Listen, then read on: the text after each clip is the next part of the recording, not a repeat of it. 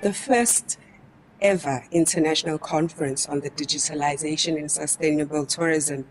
What inspired it? Well, I think the trend worldwide towards digitalization on a massive scale and the impact of China in the tourism market, where millions and millions of bookings for tourism are made on the mobile phone, and the collection of personal data also on a massive scale, as well as the regulation that will come into effect by tomorrow in the European Union of the General Data Protection Regulation, which is going to control the access to personal data, taking into account the necessity to uphold privacy of the individual. All these are issues that prompted us to have this conference, so that at least all the stakeholders in the industry will be aware of what is involved, to be aware also of what they can do to avoid any mishaps in the handling of personal data, because in tourism there's a lot of personal data that floats around.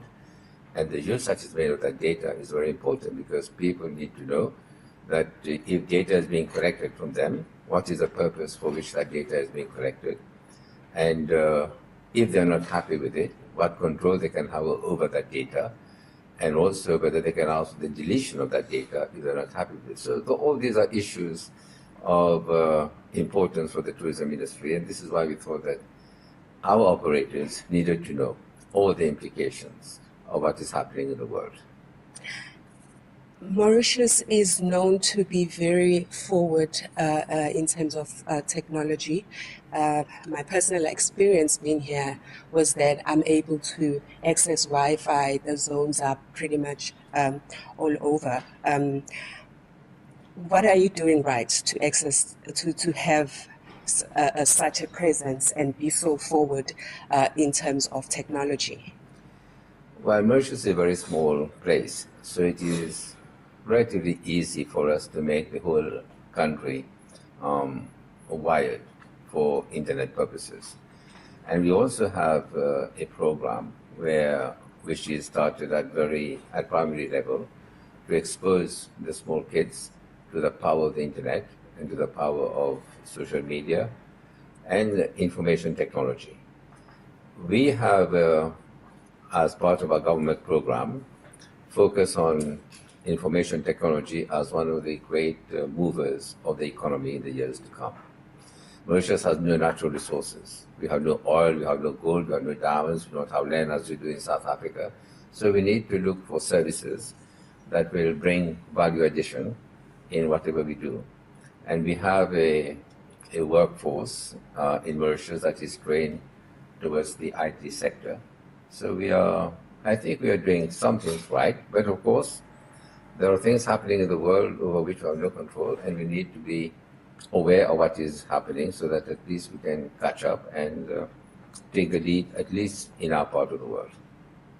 Can you give us a brief overview of the tourism economy? Tourism represents about 8% of our GDP. It creates a lot of direct jobs, and if we take into account all the indirect jobs, it is more than 100,000 jobs that are created. It has spillover effects into many parts of the economy. It has been growing regularly for the past few years, and we expect it to grow. Right now, we get about 1.3 million tourists a year for a population of 1.3 million. But we want to build that number to at least 2 million within the next 3 to 4 years. So tourism is going to grow. Tourism is going to be an inclusive tourism, because we want everybody to own the industry so that everybody feels part that this industry is bringing something to them. 50 years of independence. What does this mean for the country and the industry of tourism? Yeah. When we started as an independent nation 50 years ago, tourism was just a word. Tourism, we didn't even have a hotel where we are today. And the only hotel we had was a town hotel. But then we were told by Nobel Prize winners that Mauritius had an excess of population, and we had to do something about that. So we created the Ministry of Emigration to encourage people to leave Mauritius to go and settle overseas.